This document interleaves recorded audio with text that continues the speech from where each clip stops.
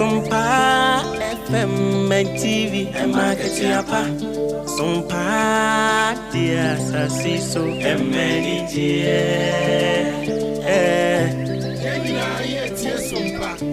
Ajuma yesimini aketi enti usumwa sumyo abune ma wanya aketi apa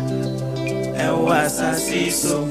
Ewiasim mubasum na wansum ye dia fanyina masa wansum bisa usum ye makete apo eni die di Sompa die e makete apa Sompa die Sassiso e meni die Sompa FM Sompa TV makete apo Sompa die e meni die Chimwa fidi ene to Sompa FM and TV Nebema weni jie Ene aketi apa Nebema weni jio Sabra bwe mo dajini Dina chiro suna udi ewnya Nebema weni jie Aketi apa nso kamu Ema aketi apa Papa wa fidi ene to Sompa FM and TV Why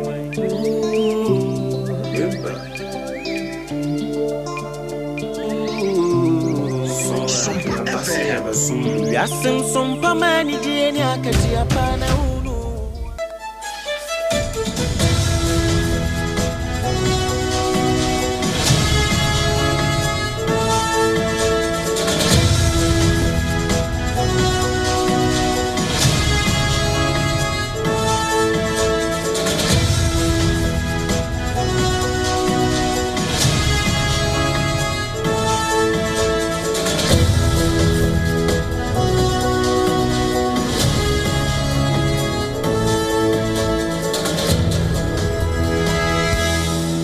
Sie dikan abogana de hye yema munyina mwache ema makwaba Sompa 106.5 FM kasa fidie so na wotie nke free ene kwesiada ene August busome no ne de to so 3 na chese 3rd August afimpino ene eduono enomo ensem wa yensem twrefo bro ahesua wanum saso so a wom kutire ni nyina wasamfo pene so wura tabwaten ekuchie ni nyina ayidie ditie na yede eba besumhya ne so se ensem yi eje ne ho sachira me na free Sompa 106.5 Accra so a esaso jigum etwa ho fede sa ta bodam e wasante mantamu ye batan no eye Sompa 93.1 Kumase Ayiko FM 100.9 Kumase Adafopa Radio ebutu Paris France abrichimemo afa upiemo e watakwa ene ne mpatamu a eye Sompa 101.1 takura de so ne nkwado eye Sompa 103.3 tachiman eye Sompa 106.1 sunyane ye Sompa 98.9 enkranza ye Sompa 90.7 Doma Inkrozu ye Sompa 101.3 Mankesim ene ne mpatamu so ye Kingdom FM 106.1 afa wudi koda no bebia uwo bia FM stations akentena nwam no eguo no ubehu Sompa 106.5 FM ho untumi enya no ware scan wudi koda no ubehu si ye dem ho na wote yenka Facebook no eye Sompa 106.5 FM Accra share ye honum na like page no emaye na share ema afoforo so enya binhwe uwia wadwenkyere na de ato wonum YouTube ya Sompa FM Live www.sompaonline.com website ya yesemufo pani ato ne buakutire nsem nyina potoka samu brofo ade akogu anu abetumi akokenkan bie nana KJC Company Limited no sia bremu kase e na abusuya ye de sumu ensem no ne obeti wasomu bi eni asem kase bi asi ewo agona odoben ye kwakwadwuma ntimu abrewa no pe Kronfo atachia mo abra wi dwere jam uniform wo ho wano de yase amanfo kase ena wagye sabre ne ho akodin senseme mranim ni bi hatu Ghana fofo sesa ya amfa ya bambo anhwe yie pa ne de chekotokuo mu kata so a e de asempa na bebre yen onyenyafo amareba ena ekasai wase Paul adumu akiri wase anwane o enye nanu asemtia de wayentia awofo a wɔn anoma anye wɔn kyerɛ sɛ wɔn ma wɔn nkɔ sukuu bio bɔne bɛn na asie abusua ensam no dɔso mu brodo ntwa ya bɔne bedemu kufu besepa ne kwenna hahai empanisi yɛtase ne banyansafo na afi benimdefo enti no fa wafidie no kwaso amane na ha na yɛntɛsɛ tesemu emfa ensomo na uhwemu asɛdeɛ na KJC company limited dia danse ne ma papa aso yasene ne secure sanitary pad wɔno so ɛse wɔba aboso me so ana de ammo afa special Hajia special local foods and so eka ho bi na endpoint homeopathic clinic wanom so aso yasene na apesimaka de hye banu yaji adwa ye ba beso mu medin abena badu adepa kofi menembra abrempon na kwaku ampoma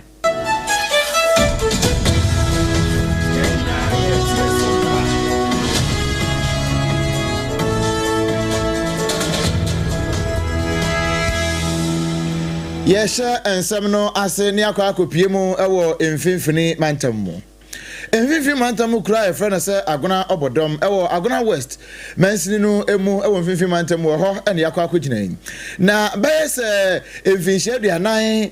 enumunie. Ena ahensem akoso ewo agona obodom mama me ne wo kasei. Akoya mentime ho ase ewo mpotam ho a. Obi a dwene ho asabe sebe mpredu asa ya na won hyada nte ase yie. Eno nam so ema afiye mu mpo no wo mu ya amane ne amamre nyina wieye esi hene ema me ne wo kasei nanka yenim se asomdwe bu a wo mu anomano amane ma nyina akonkan. Na wei ena wo mu ede niema nyina egu akwan mu a akwanbo afashakase no woni di bie pe ene obi sore yese wono na wose odi akonwa no nti wo ba ye ne nkrofo ba ye se ne eja wo mo ba baji akonwa no e de akọ kosi se wo mbe ba be ya amane ne amamre no mo de no wo ba akire no ebesi akonwa so no nam so ama ekoya mentime ho ase e wo mpotam ho pa mene wo ka sei ni wo mo de aboni ama eviti nura no ade besi ne no enipa nan mene wo ka sei wo no ato ya anom e wo no ho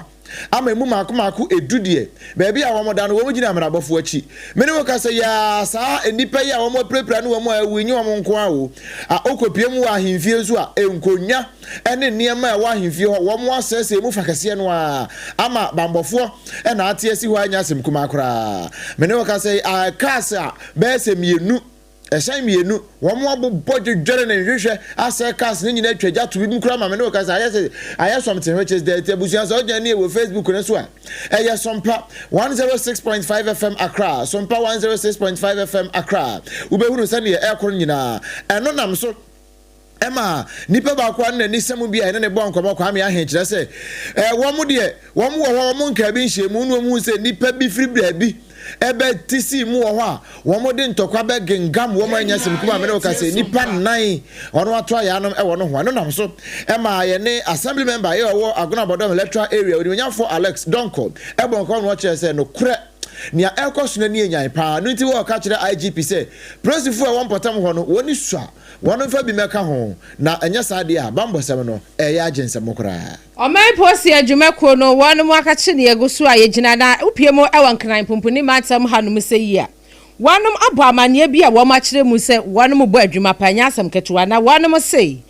yewura afiye mu ne da na etoso ensia na eche January 6 no ana abrantie bi a wono ni din edi owura oben ebe pinimu e wo wonom akache owura Vincent Martin oben na wonom sa abrantie ne ba ye no na ni hu hantwo nya asem ketwa na wo kire mu se wo ye taxi driver na se de wo twi na hyan e wo enkra ha ekọ ebasa na oso okopie mu e wo Madina Zongo Junction eye 1st January no anadwo be se no nkono won de agase wo prapra mu saa kakra eno se mrantie be se miensa estope no eno wo so wo mo kọ eye hacho ICGC asodan ho eno wo fa wo mo from Madina Zongo Junction anu a ene hacho ICGC church no enchan pe wanum so odu ho ape ena mnante wa miensa se bo na wogi ye no anu aden dudu ye ntua eno se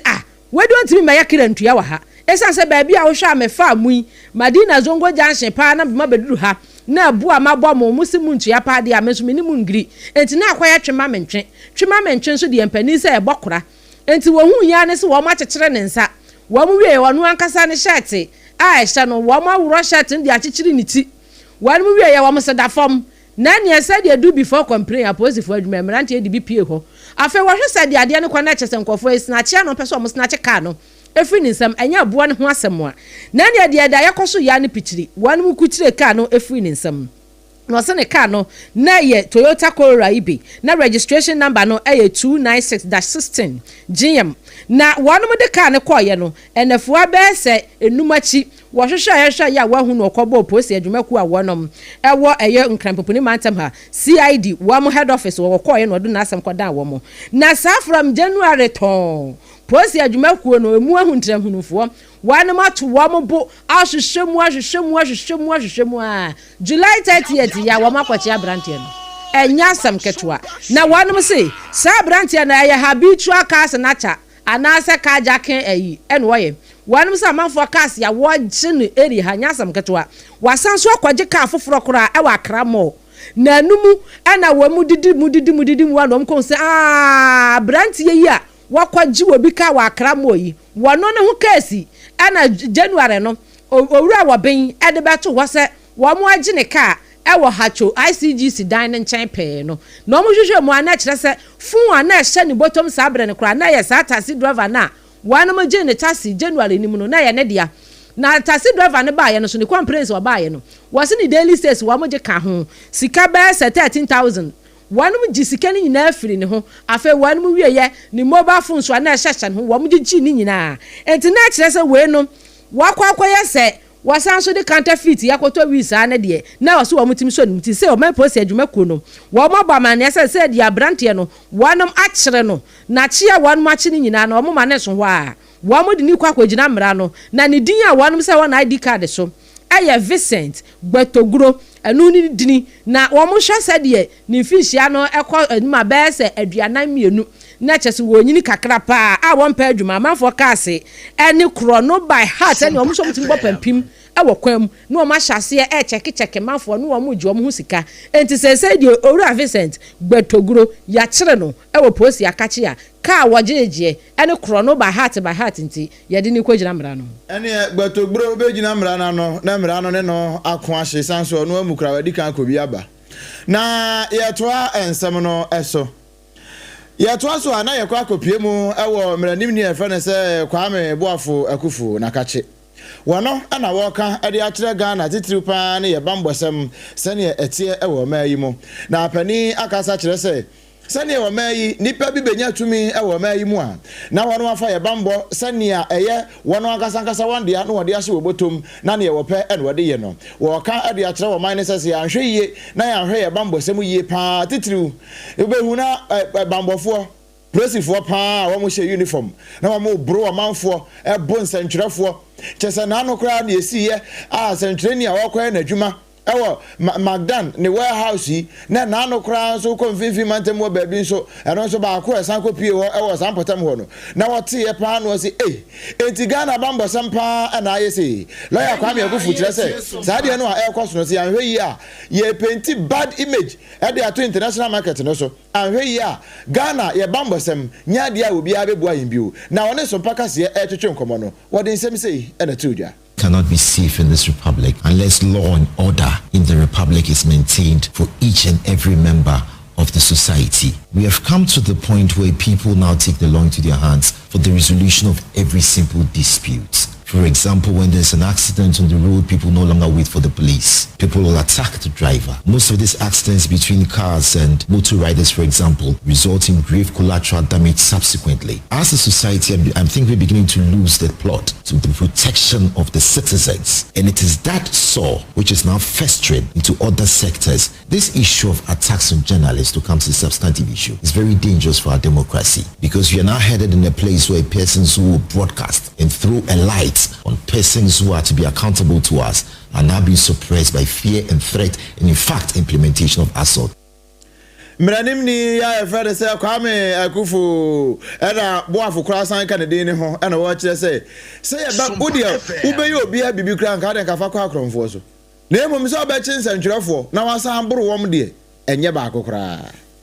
na sai ana beto montene se upiemo special of the office of the special prosecutor OSP na kachi a wode krata akwakoma owurapo adomochi ese wanu mu hia no wo meyi nsem bia no ekoye pinso pa nya asam ketu eguso kra wo mu guso a wo mo etwe na ekame yese ebinum kan nsem bi se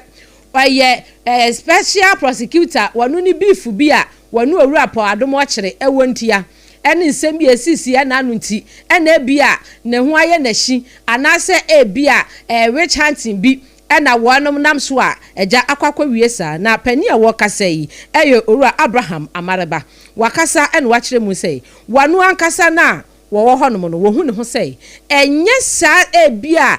personal issues bia eyo owura po adomo kire ene owura kisi ajaben ewo enu nti ene ya frɛ no wase wohwemu a opani na oye opani a wono oche eye Ghana Airport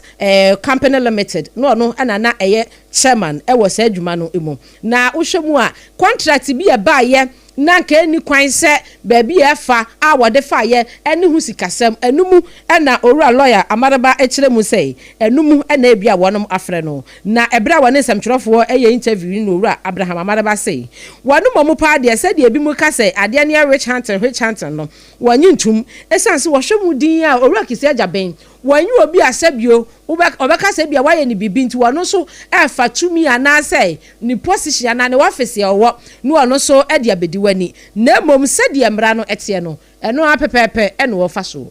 Because these are just investigations and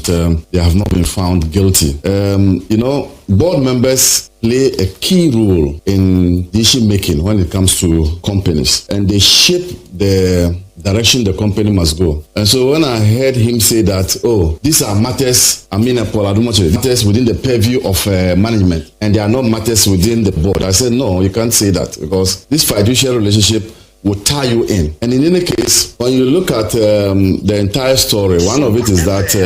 it has to do with the breach of the Procurement Act. Single source, some say sole sourcing, but I think the act says single source. So a single source was given to a company, but it turned out that company was substituted. Now the question is, have you breached the Procurement Act? Particularly, you are aware, most of the cases that have gone to the court on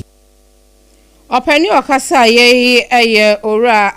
Abraham Amareba eno ono so ode na no ato owura Paul Adom Ochre ene OSP nsensem a aba obeka se bruhaha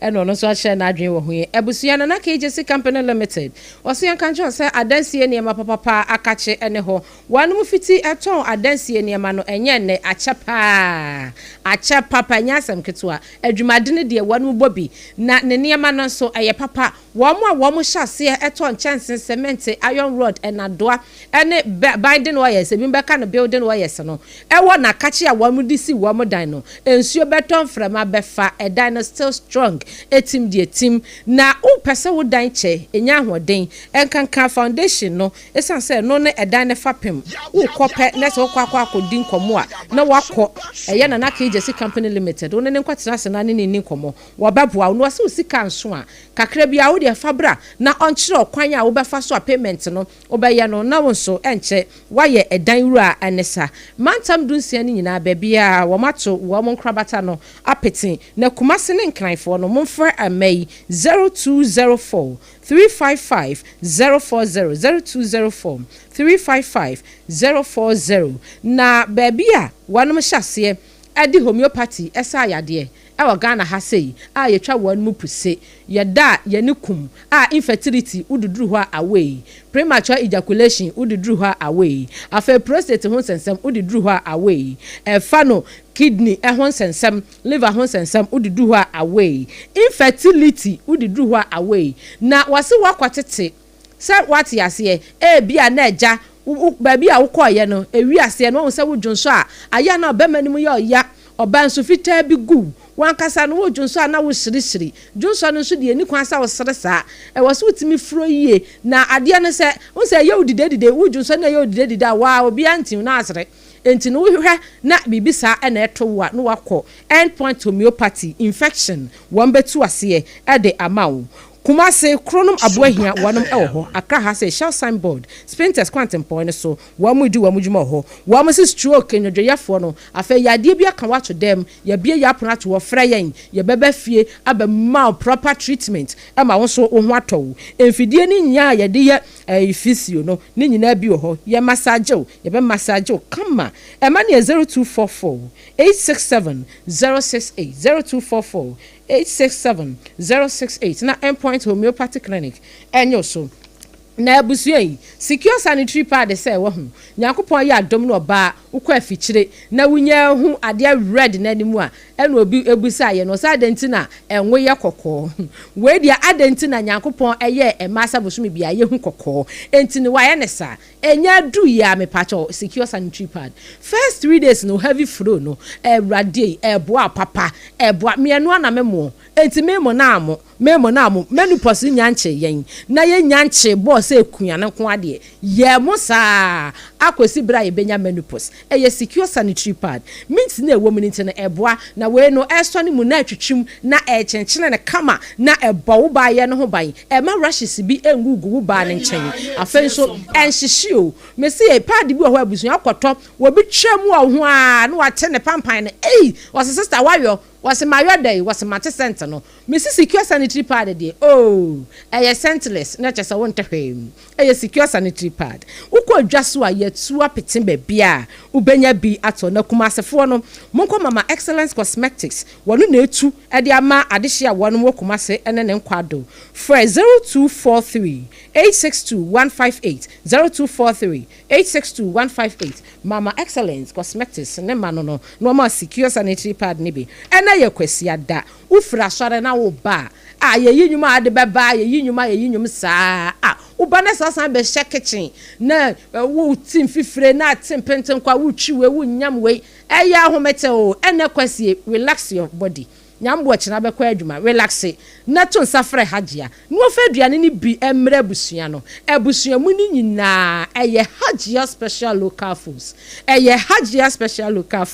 abusua peprensa na ape upe lapewa upe konkonte upe akao upe mutuo banku upe tilapia upe mokojinejine wodi a wonko a prescribe aduane na fa bre hajia ye be ye ne kama correct one e dia mawo hajia se woni di na kachi nkodidi ba bi me ho anya ode se wa wani tua si ya wo no wo ma me aduane ode tete nkakranka no na tere wo si ase enti no ba bia hajia de ne nuane no esi eye hatwo wo ba transition funeral home no ehwa ena hajia wo shase se wudidi hajia ho ni yenhwa de yaji orders program bi a moye abedintuo enswale ahodo ministers mako meeting mako be bia na yemre moduane eye hajia special local foods ukọ Instagram yo ho TikTok yo ho Facebook yo ho eye hajia special local foods jemai na frɛ no na kwasi yi on surprise we aduane won fa aduane ba bia wo bia nkana ha we de bebre 0246 359 921 0246 359 921 jiwe so eka ho 0535 484 392 0535 484 392 saving is hajia special local foods aduane no eye natural wudi etre osi ase oyamo nya oya ebe bodondo ema wonsa emekwe adamanti ene wo maso yase no sia bremu kase yi ema ye bedi ama wi yesraw sima pe twen yen ye basisi ya ne ato ansam no so e wonsam fufuro mu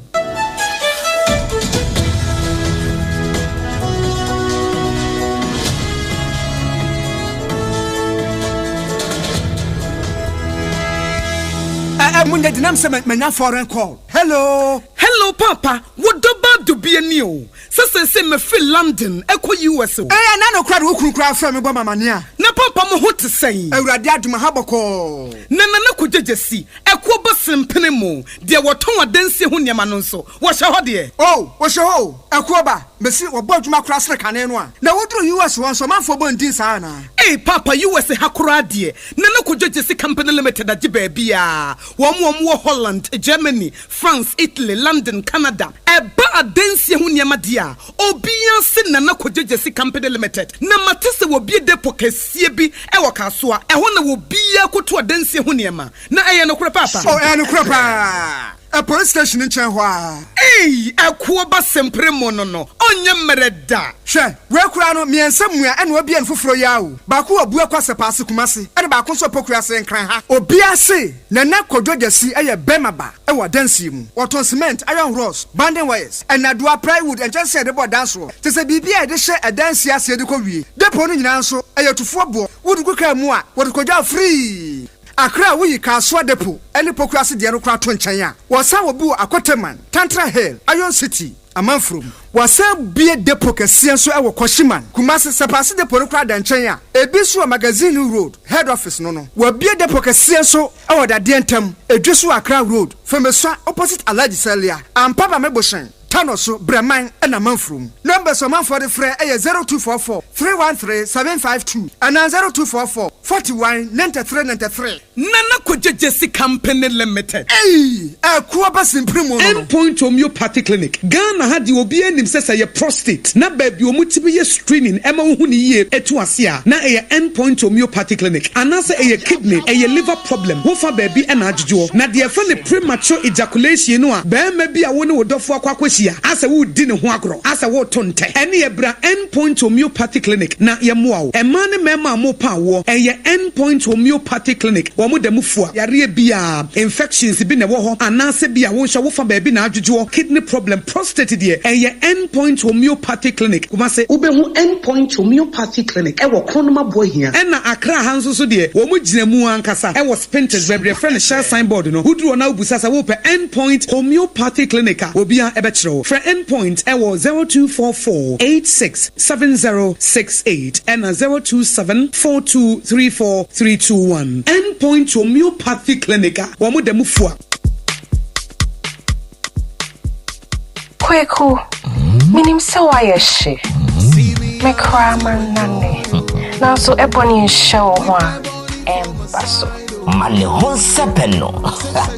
Ebony Condoms comes in different flavors and available in all pharmacies, chemical shops, over-the-counter shops, and pubs. For bulk purchases, contact 055-230-0075. Ebony Condoms, Ghana's most pleasurable condoms. Make it worth it.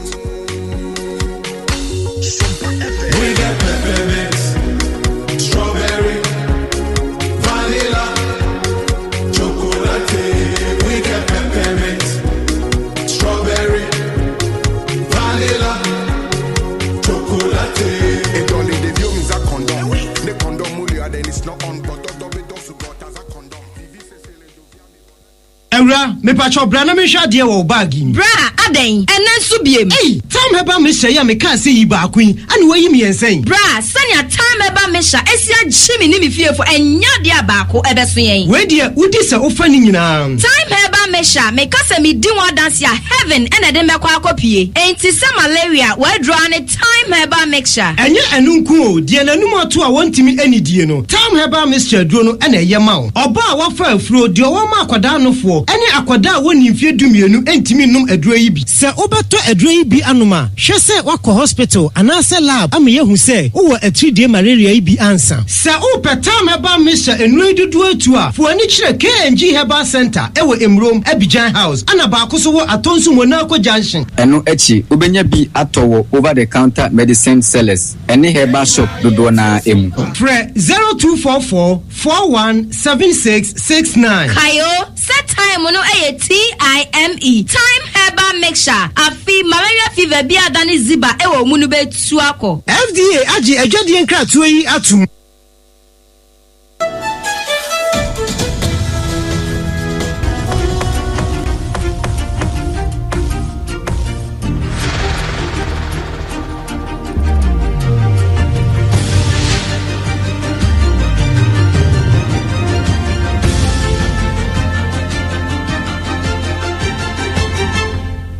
TV Emma Aketiapa. Nokure Emma Aketiapa yede bibia se matwen ye ama yadane ye ho aba ye to akase no eso.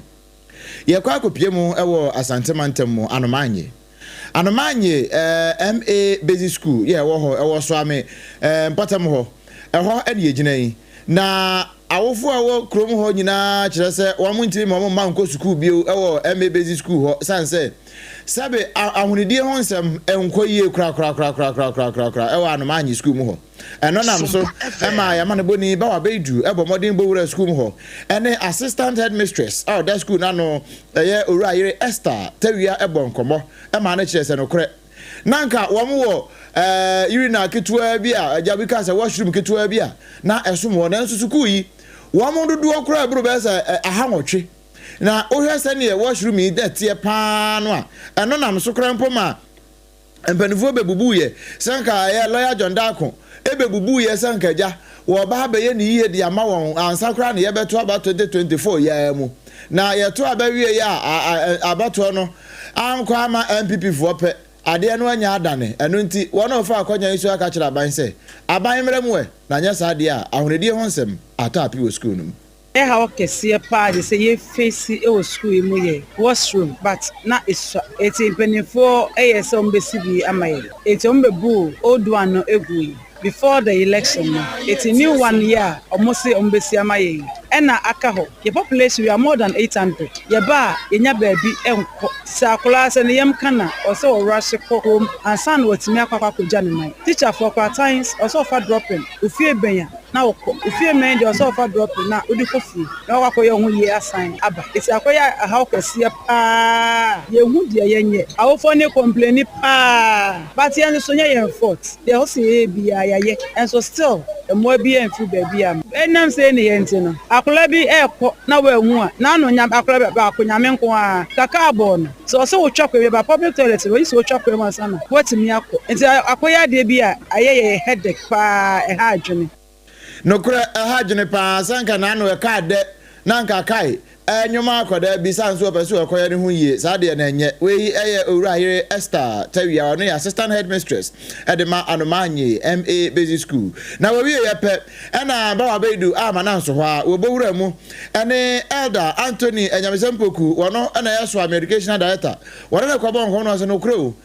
no kura papa nanka lawyer John Dako na yeso akwakosi kese pa de ama won nso aban sesan ye ade na kan sinsemu toilet the moment how be ho obia ho kire no nana adwene a nyanfo John Dako hwe se de na ho dada nisa enti opese akwanya ho de a oye kese a enkwada na ewostu mu nyina ho nkire eno tu sa na mo me jise sabre no assembly no kra ba mu anomo so hwe se base enwi a witness e ma nko modie pie ko so wo ne MP tem onyame ncha de enuma nyina sie no mo hya ase me jise no no so nim se ombetumi awie ansa na nyoma sesa na bia ombeto aso ana fufia antoata enyoma sesa ba nyoma sesa aye no oda so ye MPT one MC ya obasese ene assembly no edi nkomo a ye nyina nso no dem bia me gidi problem we enche ebefi ho enti obi antenai ye nyina adwene wo so ye nyina ni di akire sebe ya nkwada no akyerkyerefo awofo eni ye nyina benya ya sombie na de sese ye no yetumi aye Elder Anthony Enyamesempoku eye pani kwankyerefo de ngomasua no ewo so ame mensine no emu na ne yete ye no abusua yalifasi kokwe mo ewo obi emaiso amali eho na yeko akwawie na enka ne prime minister ya wono obedi eye mali so ese prime minister be se abosomi mako enkono be 10 years ago na obeye prime minister eye Owura Musa Mara sabre ya meneo ekasei wonom edena akwa gina mra no a wonom etwa ne damage pa ni nyina efa asem bia okotro ye eto ne x eya ne wall na wonom sei na sei a sese no ye nyina ye nim sade ekoso ewo mali no na wonon so ahya asese wo hya asese okasa ene yesi bibia no akotro de ato ntintan fidie ne so bibia no akotro ene ye baabi obekọ se bia nsɛmtwerɛfo kra no obɛfrɛ wo mo a no wa hya ase no grant interviews aso wo so okasa by heart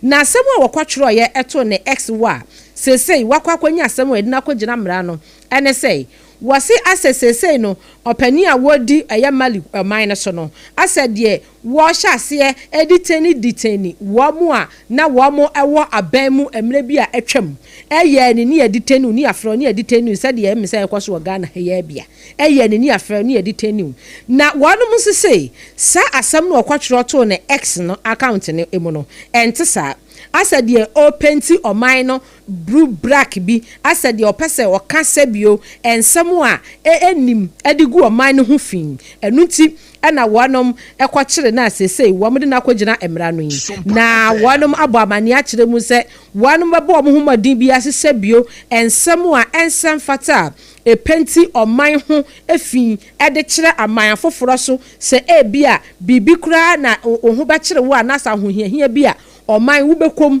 na wɔsɛ nkɔman bi a obetumi aboa wo ɛbɛboa no na asɛm bi a ekuroba anasa ɔman ba a wɔno so wadi ɔman ne so pɛn akɔtwerɛ de atontintan fidie so nti na saa nneɛma no nyinaa ɛba bɛbɔ wɔnom enti wɔnom bɔ amaneɛ sɛ deɛ ɔmbɛdua obetumi bi nti Nyankopɔn yɛ adom a ɛda wɔn bɛsan so di na bɛgyina emra no paa ɛyɛ Nyankopɔn yɛ adom a ɛbɔ bo so mekyerɛ September 29th ɛna ɔbɛsan so ɛde owura Musa Mara ɛba bɛgyina emra no na wɔnom atoto nanoɔ ensɛm a wɔhyɛ ase a wɔka egu mariman no ho fi no wɔno so wɔtumi akyerɛ n'adwene na sɛ emra no ɛbɔ ne nso di a na ɛnyɛ obi ɛna ekum antwine mo bu asiakon ɛna wɔdi ne ti ɛgye akyerɛma abusua yɛnyina yeso na no sia bremu kase a yɛde so mo Sompa 106.5 no yɛmu ni kɔmu sɛ epen safei ɛna wasɔ oma hin na ensɛm a yɛdidi wontua no ebi eni basa ya asi ewo agona bodom ama nipa 9 afmajo mo kwa emu dudie woni eprepra pa Owura Abraham Amareba nso abɔ amane akyerɛ mu sɛ owura Paul Adom Ɔkyere ɛne OSP nsɛm no ɛnyɛ sɛ wɔne ne ntam asɛm nko a na mmom adwuma owura Paul Adom Ɔkyere anye ne yie ntia lawyer Kwame Akufo ɛna wɔ kasa kyerɛ wɔ ma yi titiripa ne bambɔfo sɛ wɔn hwɛ yie na yɛ bambɔ no wɔn toto nase Mari nso yɛde nsɛm firi hɔ a ɛnka ne Prime Minister ɛyɛ owura Musa Mara sesei yɛse yɛde na kɔgyina mbra no ne nsɛm a ɔkɔtwerɛ to ne Twitter page nti abusua na nsɛm no dɔso ɛna yɛde ɛsom wɔ deɛ hia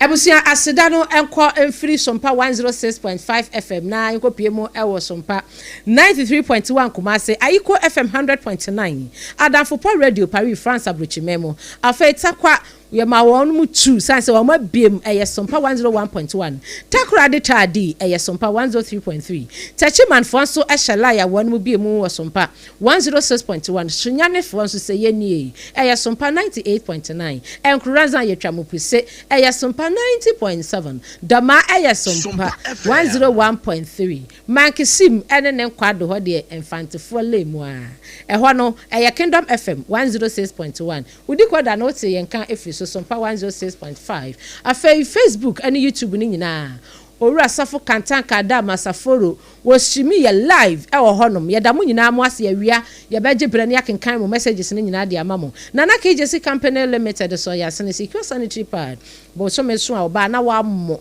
endpoint homeopathy clinic yɛde homeopathy ɛne Ghana hahama ini hahama nusini ɛne nuta yɛde tu yɛde ase ma hinsi ya yɛde abegu anya asam ketua Hajia special local foods wɔse brabedi di Philip Gbenzegbenze frayen baabi a obi anfa aduane mra ɛne kwasie yi ma membo Hajia ne mabio emfa ma sanse pese didi wo Hajia me pese wo die test and see wa beto Sompa bo ɛyɛ 0246 359 921 0246 359 921 Hajia no frɛ no no fa aduane a wopɛ bia local foods no ɛyɛ local nkasa no fa nsomo abusua yɛ nase wa wogye bia na adagye etie no sia bremu ɛkase yi apɛsema kade hia yɛgye penie ne esi adwa ɛbɛsom sonko kwan so mimidin abena badu adepa kofi menembra obrempon nana kwaku ampoma ya no ahyɛ ne nso sɛ Sompa app no ɛno nso wɔ hɔ ɛwɔ Play Store, App Store, iOS hɔ ɛyɛ Sompa online ɛyɛ akɔ download na tie yɛn live